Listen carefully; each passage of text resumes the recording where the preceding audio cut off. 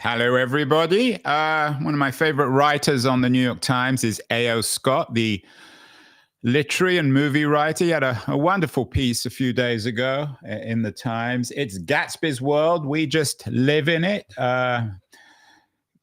Fitzgerald's classic novel turns 100 this year, so it was written in 1925. And he notes that every generation reinterprets Gatsby to make sense of their own reality. There's the Jazz Age Gatsby, the existential Gatsby for the post-war age, the contemporary hip-hop Gatsby, and perhaps, given the publication of a fascinating new book about Facebook, Careless People, the reference to Gatsby, a digital Gatsby. The Los Angeles Times book reviewer, colleague, I guess, in some ways, of A.O. Scott, has read this new book. And I know she's a big fan also, of course, of Fitzgerald's classics. So I thought we would talk about it. Bethanne, did you see the Scott piece on Gatsby? Do you agree that it's Gatsby's world, we just live in it? Each generation seems to reinterpret this classic. I have to admit, for me, it's the most perfect book I've ever read. I can't imagine any improvement. Many people agree with you, Andrew, and I'm going to take what Scott said with a little bit of a twist, which is every generation gets the Gatsby it deserves. Oh, you've got my title, my headline. Every Gatsby gets. Did you just think of that? Every generation gets the Gatsby it deserves. And we have certainly got the Tom and Daisy we deserve in this generation in Careless People by Sarah Wynne Williams. If we can, in effect, say that Tom is Mark Zuckerberg and Daisy is Sheryl Sandberg. Well, yeah. So before, Bethanne, not everyone, of course, is as literary as you. So before we get to Zuckerberg and Sandberg, who everybody knows, let's just remind ourselves of the book, and particularly of Daisy Buchanan and Tom Buchanan. Well, this is a book about people who are so rich that they use the word rich. They don't say wealthy. They don't say affluent. They say rich. They're able to toss that word around because they know that they have more money than anyone else. And so Tom and Daisy Buchanan are, of course, observed by Nick Carraway. And Nick is part of what makes this book as perfect as you said for so many readers, because Nick is the everyman who comes into this rarefied Long Island world of the 1920s and is trying to make sense of why someone like Daisy, who really transfixes him, is married to someone like Tom. He doesn't understand that in this world Daisy and Tom are in, there aren't the same kinds of things that there might be in a middle class or even upper class milieu. They can do whatever they want. Nick Carraway isn't quite every man. I mean, he's still from and I don't mean this in any pejorative sense. He's still from the privileged class. That is true. But he functions, I should say, as the kind of everyman, as our narrator. And that's the important thing. And let's just remind ourselves of the historical, sociological, political context of Gatsby. I mean, this was written the Roaring '20s.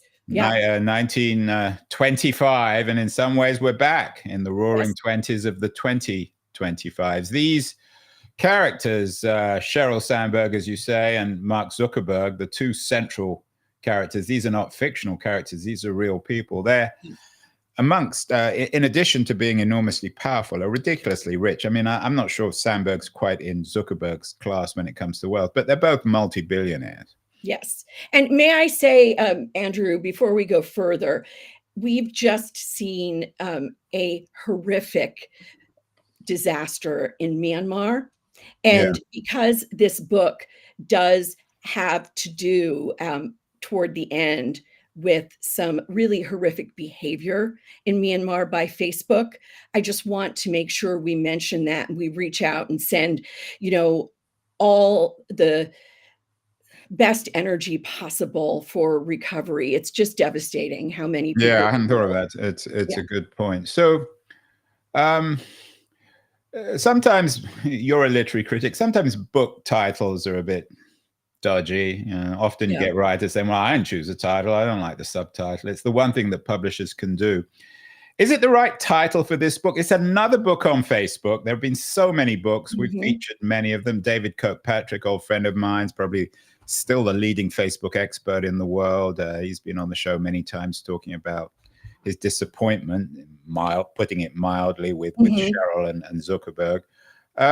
Is this the right title for this kind of book? Is it a bit cheeky to steal stuff from Fitzgerald or not?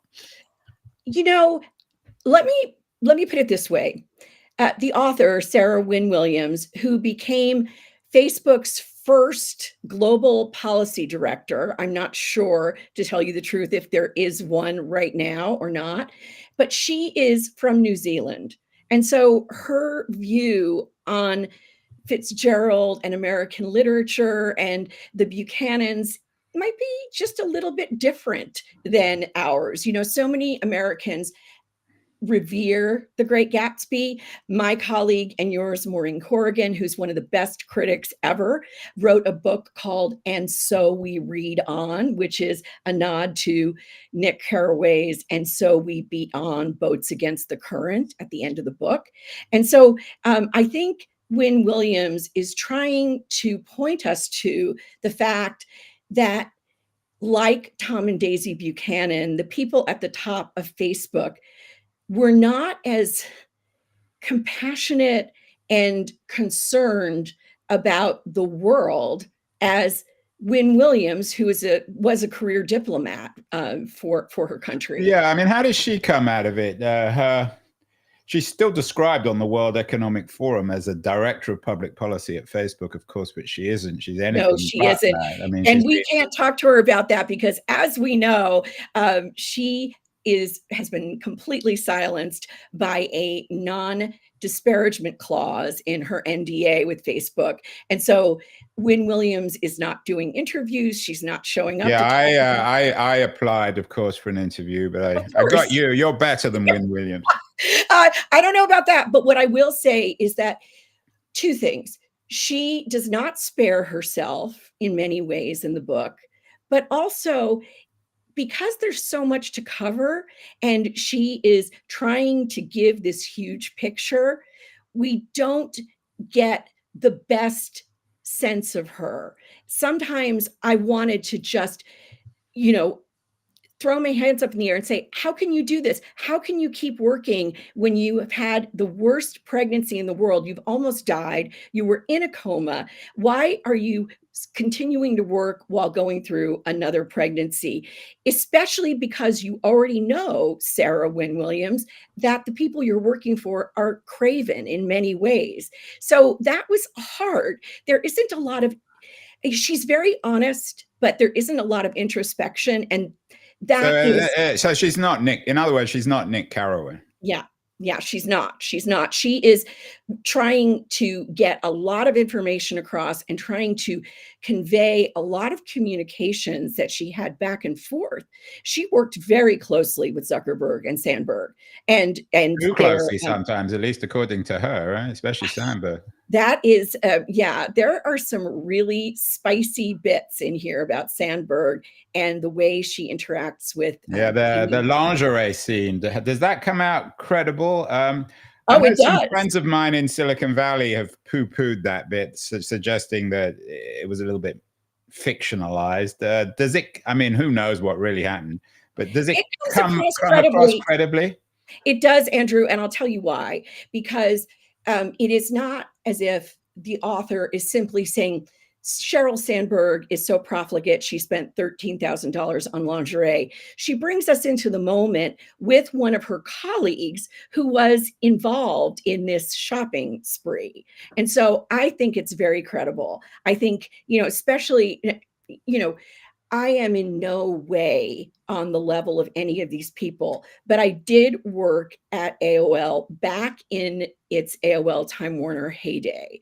And I am not saying anyone there, believe me, I'm not saying anyone there spent $13,000 on lingerie, but I am saying that there were little group interactions that might be very different from the more business meetings and things like that. So it does seem credible to me. What also seems credible to me is that Wynne Williams felt trapped, and she felt trapped not just by Facebook, but by our entire sort of capitalist structure, where if you are the provider of healthcare benefits for your family, as she was for a time, it's really tough to think about quitting and taking all of those benefits away. You think, I'll just hang on a little bit more. I'll hang on a little longer, and then I'll find something else. And she wound up, hanging on until, she wound up getting fired. So I it don't know. is, I mean, you've read the book with yeah. more care than me. I ordered it and I browsed it a bit, but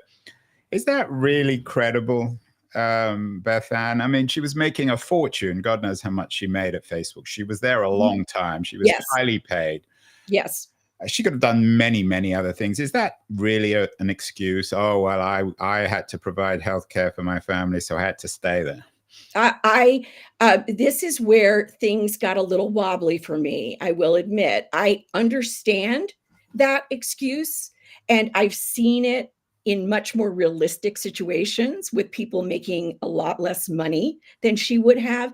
But that was one of the things that really made me question what was going on here. Did she really need to stay in Facebook, or was she addicted to the salary, to the reach, the scope, the people she was meeting, the high level at which she was working? Let us not forget, Andrew, that Wynne Williams literally talked herself into this job and created it. That also rings true. Nobody really wanted to hire her at Facebook. Well, but they would have only hired her. I mean, that's all very well saying that, but people don't, especially at a company like Facebook, you only get hired if they need you. Oh, no, in the no, New York absolutely. Times review, Yeah. they suggest, they describe it as a book-length admonishment to be careful what you wish for. In other words, she got everything she wanted and it turned into a nightmare, which is obviously a classic literary trope. Is that a fair reading? Absolutely. She did. She got everything that she had wished for. She, I think, fundamentally misread what Facebook really is, which is a business. She saw this potential, and I don't know, maybe there was potential for some kind of global network that would partner with Facebook on some kind of messaging. But to go to Facebook, and very early on, there are quotes in there from her about Zuckerberg and others saying, this is what we want. We're a business. We just want to grow. We want to get bigger and bigger. And that doesn't really align with making the world more and more connected. But again, I mean, when did she join? 2011? Yes. 2012? I mean, by 12, I'm not singling myself out, but by 2012, I'd already written 2 or 3 books exposing what I saw as the scandalous hypocrisy of Facebook, and others were coming around to that too. So it wasn't exactly a secret that this was a company that was full of the most blatant hypocrisy. It was not a secret that Facebook wanted to get bigger and bigger. I've always said, when people talk about whether it was Facebook or what used to be Twitter or any other social media application, that these things are tools, just like AI, and humans can choose how to use them, how to regulate them, how big or small they're going to be. But the fact is, what I just said, connecting the world, yes, that's important to Facebook, but because it makes them money. They are not in the business of diplomacy. They are not in the business of bettering the world and bringing people together through peace and love and harmony. And the fact that when Williams in 2011, as you say, when we already all knew what Facebook was and what it was about, I don't know. I can't call it naivete or innocence because she's a lawyer. She worked as a Right. diplomat. I mean, she was a diplomat. Yeah. How do Sandberg? I mean, obviously Sandberg and Zuckerberg don't come out of this looking very good, which is why No, Facebook's tried to ban the book now, exactly. or stop giving, not allowing her to give interviews. But how do they come across in terms of acknowledging the fact that Facebook is a business rather than a public utility? Well, I think they are honest about that all the way through, but they are also always willing to use anyone that they can come into contact with. And they see in Wynne Williams a person who can connect them with world leaders, who will put all of her time and energy into that. And that gives them more star power. One of the things that struck me most about the book when Williams is describing Sandberg is, Sandberg's star power, she calls it. At one point, she says it's like she sprinkles fairy dust. Like you'll see her at a 10 o'clock meeting and she'll be haggard in yoga pants. But then a couple of hours later, when she's doing a TV spot, all of a sudden she's on, she's really charismatic. And I'm thinking, well, of course, there are people who have star power. They're able to turn it on and off at will. And that doesn't mean that they're good or bad. It just means that they have that certain something. Do you think, Bethanne, I mean, obviously, Sarah Wynne Williams is female, so is Sandberg, but it seems as if women often get criticized a lot more for that than the men. I mean, Zuckerberg now looks like a kind of wannabe New Jersey crook, but Sandberg is very glamorous. Of course, she wrote Lean In. Do you think it's slightly, so to speak, below the belt to go after Sandberg for her haggard morning and then glamorous lunchtime looks? I think what she was trying to point out is how quickly Sandberg could pivot.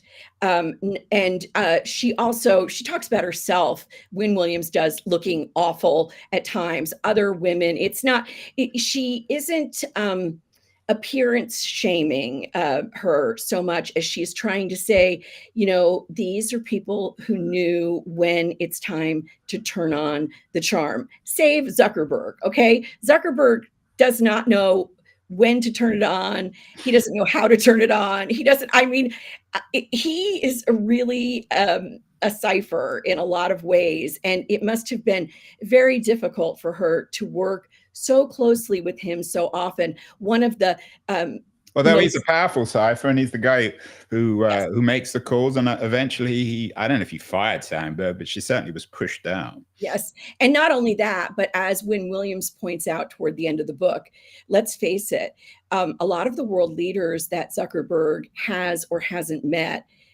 they'll be gone in elections, 5 years, 10 years, or whatever, but he'll still be around. And she says, what does she say? Like the Queen, of course, referring not to Queen Camilla, but Queen Elizabeth II and her long reign. Or maybe Donald Trump, who's aspiring to be, if not the Queen, the King of America. Yeah, the King of America. I mean, exactly. The thing about Sandberg, and it's probably very unfair, there's just something so distasteful about her. I just looked at her X page. I mean, it's astonishing. She's only got 251,000 followers. I mean, which is really amazing. But anyway, I have 200,000. So yeah, I mean, you're more popular than Cheryl, and half of those are probably bots or invented or paid for. But she describes herself as founder of Lean In and Option B, ex-COO of Meta, mother of 5, wife of dazzling man, friend to many great women. There's just something so distasteful about that. You just want to, and I don't mean this literally, of course, because I'll get into trouble. You just want to slap her and say, tell the truth. Tell the truth. So many of the people in this book, including, some of Zuckerberg's minions, you just want to slap them and say, tell the truth, treat other people with decency, stop trying to make a persona and instead think about being a person. Honestly. And this is Are there the any same. good people in the book? Anyone who points to, I mean, one of the people, I don't know if he appears in the book, is Nick Clegg now, who is the VP of public policy at Facebook. I assume that Wynne Williams worked with Clegg, and he seems profoundly compromised too, the former deputy prime minister of the UK. Yes, profoundly compromised. And one of the another shocking moment in the book, which was one of Wynne Williams's wake-up calls, was when the upper management allowed a Facebook employee, like a fairly high-level manager in Brazil, to be arrested for Facebook reasons, because there were a lot of policy problems, not foreign policy, but commerce policy reasons why Facebook in Brazil had trouble. And I can't remember the man's name, but he does wind up arrested and in prison for a few days. And that really disturbed Wynne Williams. And she thought, why would anyone allow this to happen? Well, of course, the answer is that it worked for the business. This is not an embassy. This is not an agency of intelligence. This is a huge global corporation that was willing, for example, to work with the Chinese government because they were in the same business collecting data from. Yeah, that's chilling. And I know that the New York Times review also focuses on the China aspect. Is there a sort of a symmetry then in some ways between the Chinese regime and the Facebook regime? That is a really interesting analogy. Really, really interesting, because one of the things that Wynne Williams does see and does discuss at length is what Facebook was willing to collect, what kinds of opinions, what kinds of data, what kinds of preferences it was willing to just hoover up, if you will, from its That's customers. a nice way of putting it, hoovering it up, like the Chinese government. Yeah. I mean, to be fair to Sandberg and Zuckerberg, I mean, they're not, I mean, as you say, they're a business. They're not interested in getting people to think like they do. They don't care. They probably does Wynne Williams suggest that there is, so to speak, a political ideology of Sandberg or Zuckerberg? I mean, they're so elusive politically. They're very elusive politically. Another moment that I really enjoyed from the book is when Zuckerberg finally gets a chance after a huge global leader summit to get like 15 minutes with Obama. And Obama, instead of, doing the usual thing when people meet Zuckerberg, oh, hi, such a big fan. Obama says, you really need to think about what you're doing with this business you've got. And he takes him to task in some ways. And Zuckerberg, of course, isn't happy because he is not out there. I'm going to use the word diplomacy again. He's not out there to conduct diplomacy. He is out there to be on a pedestal, to be this person who invented this thing. And as more than one person in book and in criticism has said, let's face it, originally the Facebook was a way to identify, hot girls on campus. And well, that's I mean, that's the narrative in the social network. I've never been entirely convinced of that it's that simple, but there's certainly an aspect of that. Well, let me put it to you this way. There is an aspect of that, because I do remember when the Facebook launched and you were only allowed to join if you'd gone to certain schools. And I went to one of those schools. And so I had all these. Yeah. That was also sort of, they were just unrolling it different But schools on the East Coast, right? yes, they were. But what I want to say about that is that they were clearly trying to see how people would connect with people like themselves. So, Mm. no, maybe not just hot girls, but people who can network with you. Do you see what I mean? Yeah, it's a mirror. I mean, the myth, the biggest myth was that that you would meet people who are different from you, and it would Yes. create more tolerance and understanding. But the reality, Yes. of course, is we only flock to people we know. It's the Daisy and Tom Buchanans who network That's with one exactly another. They it. don't talk to the people in the street. The one the one thing about this book, you're a book person, Bethanne, is that the book industry comes out of this well. I mean, Macmillan published the book. Mhm.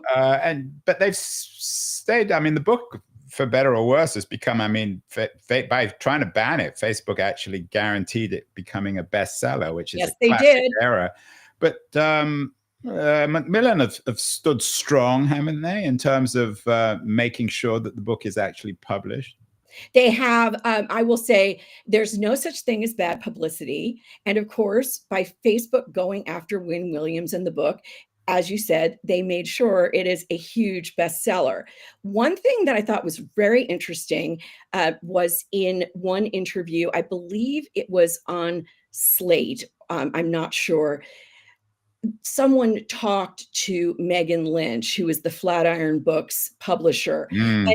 I've known Megan for many years. She has an unerring editorial eye. She has flawless taste. She is smart, smart, smart. The only place that she was caught, and I thought this was very telling, is when the reporter asked, did Wynne Williams use a ghostwriter? And Lynch Mm. hesitates and says, well, I'll have to get back to you on that. Maybe that's a question for her agent. And then the reporter hears back and is told, no, Wynne Williams did not use a ghostwriter. And the reason I think this is important is not because I don't think Lynch was trying to prevaricate. And I think ghostwriters are fantastic, actually. The fact is, the book reads really well. You turn the pages, there's a lot going So it on. has a literary quality to it. Not literary, but a very well-written quality. It's certainly not trying to pretend that it's literary or it is a memoir. It is not reportage.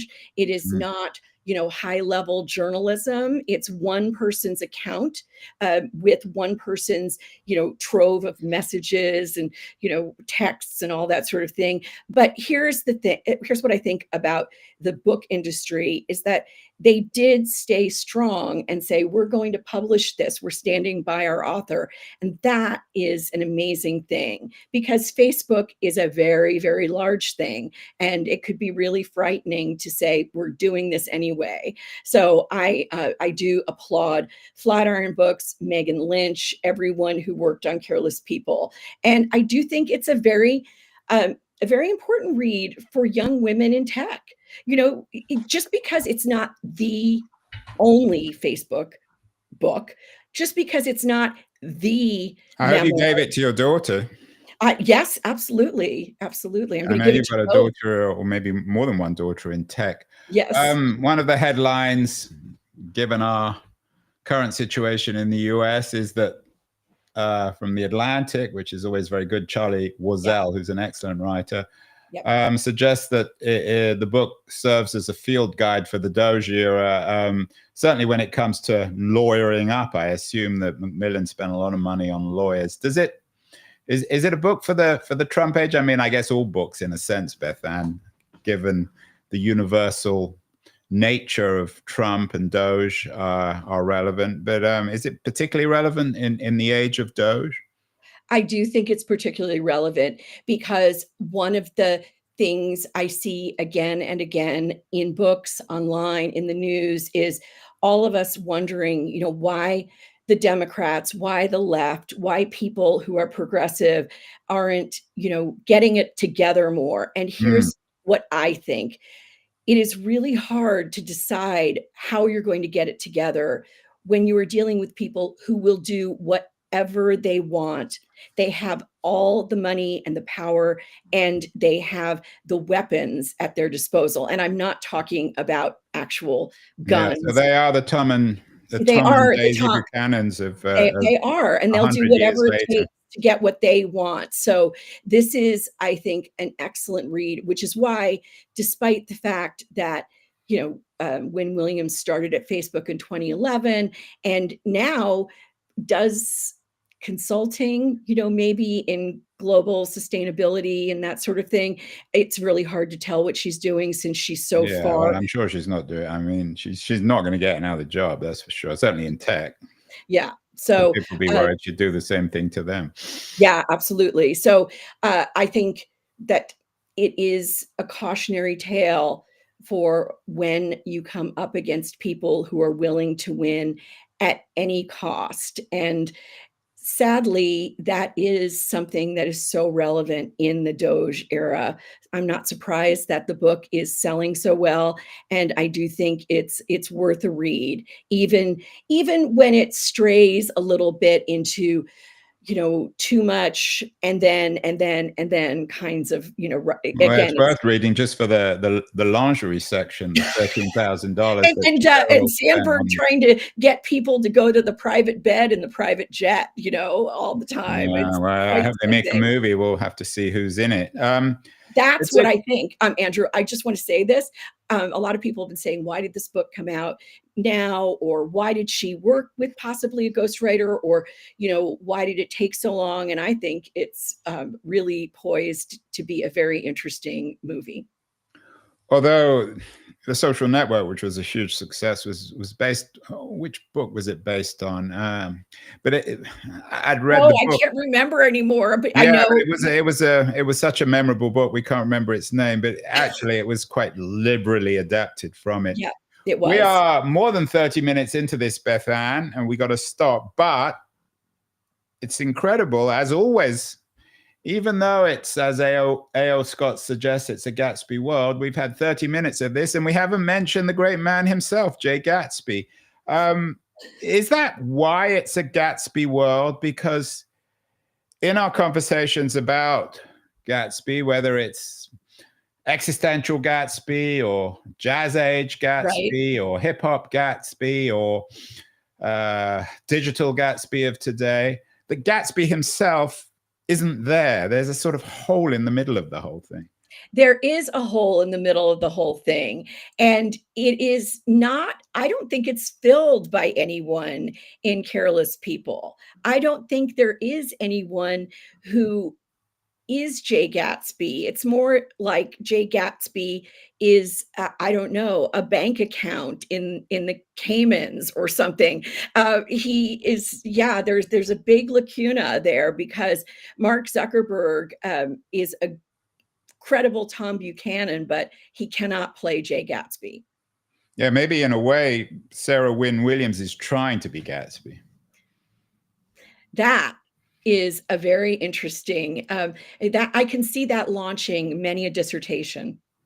Well, you say every generation gets the Gatsby it deserves. Maybe we all get the Gatsby we deserve. Finally, Bethanne, later this week, I've got a conversation with Keach Hagee, who has a new book out on Sam Altman. She's a very good journalist at Yes. the Wall Street Journal. The book's getting a lot of attention.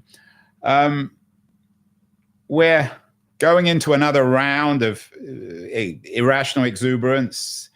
The Facebook story reflects the irrational exuberance of the social media age. Now, of course, with Sam Altman and OpenAI, the irrational exuberances of the AI age. Are there any warnings for us? I mean, there are probably so many, but really that In we need to Careless remind People, do you mean? ourselves about protecting ourselves from the I mean, Altman is very, very liberal with the truth, to put it mildly. What do we need to learn from careless people in the age, not of Mark Zuckerberg, but of Sam Altman and OpenAI? I think what we need to learn is that we have to pay attention to how these businesses operate. what they're doing, not just how they're operating on the financial and corporate levels, but also what their internal workings look like.